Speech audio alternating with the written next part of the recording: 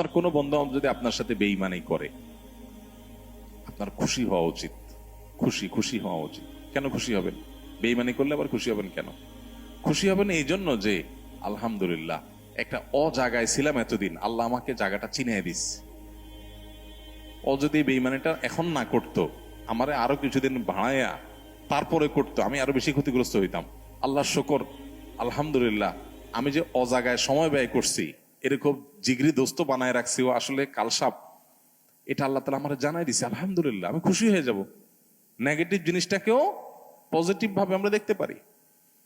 যত হতাশা আছে, এই হতাশা দূর বেশিরভাগ ক্ষেত্রে হয়ে যাবে শুধু মেন্টালিটি পরিবর্তন করলে। আল্লাহ আমাদেরকে সেই তৌফিক দান করুন। আমাদের কিচ্ছু নাই, ঘরে অল্প স্বল্প আছে, আমরা যার আছে তার সাথে তুলনা করবো না। আমার যা আছে তা নিয়ে অনেক হ্যাপি, আলহামদুলিল্লাহ। আল্লাহ আমার ছেলে মেয়ে সুস্থ রাখছেন, ক্যান্সার দেন নাই, বড় কোনো ব্যাধি দেন না। আল্লাহ